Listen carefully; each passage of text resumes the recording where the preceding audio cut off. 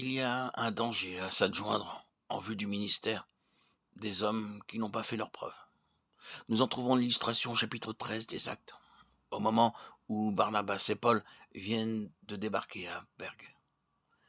Un petit incident, sans apparence, jette une lumière inattendue sur une faute de méthode commise par les deux apôtres. Un nommé Jean-Marc, qu'ils avaient avec eux pour les besoins de l'œuvre, leur fait faux bond et retourne à Jérusalem. La présence de ce jeune homme avec eux soulève bien des questions qui méritent d'être examinées de près. Tout d'abord, nous ne lisons pas au début du chapitre que le Saint-Esprit ait dit mettez-moi à part Barnabas et Paul et Jean-Marc pour l'œuvre à laquelle je les ai appelés. Les considérants qui militaires en faveur de son admission ne pouvaient avoir qu'un caractère purement personnel. Ils étaient certainement arbitraires. L'occasion, un certain concours de circonstances furent sans doute les principaux facteurs qui entrèrent en ligne de compte. Jean-Marc est évidemment un jeune homme sérieux et plein de promesses, en tout cas en apparence.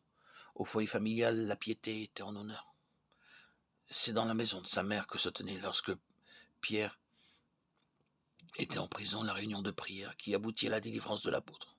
Autant d'éléments qui, sans doute, inclinèrent Barnabas à fonder de grands espoirs sur Jean-Marc et à penser qu'il y aurait peut-être profit pour eux à se l'associer pour le voyage. Mais malgré toutes les qualités qu'on pouvait mettre à son actif, un fait demeure. C'était un homme qui n'avait pas fait ses preuves, et il était fatal que tôt ou tard son côté faible apparût au grand jour. Mais dira-t-on, pour faire ses preuves, il faut pourtant en avoir l'occasion. Pourquoi refuser celle-là, Jean-Marc? N'y a-t-il pas bien d'autres qui sont partis dans les mêmes conditions d'inexpérience et qui ont fait du bon travail? C'est vrai, mais dans le cas qui nous occupe, il importait justement beaucoup à cause du caractère spécial de l'œuvre qui les attendait, que les ouvriers fussent des hommes éprouvés et que ce fut le Saint-Esprit qui les choisit.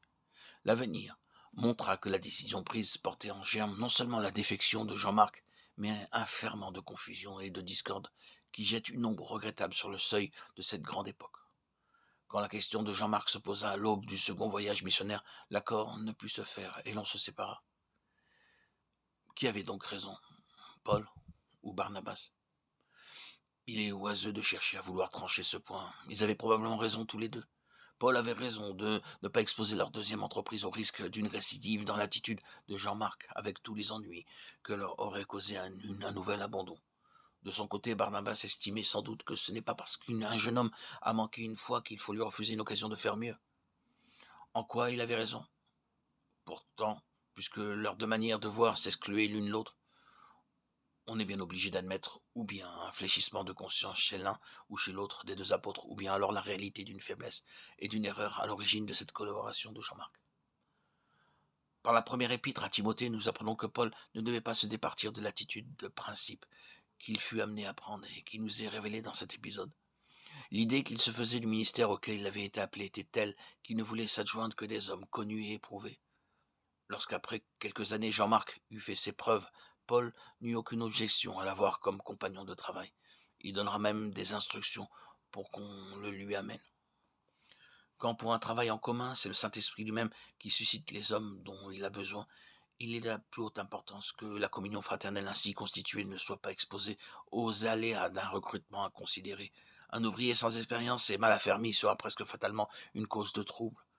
Et si l'harmonie est rompue, ce sont les intérêts de Jésus-Christ qui en souffriront.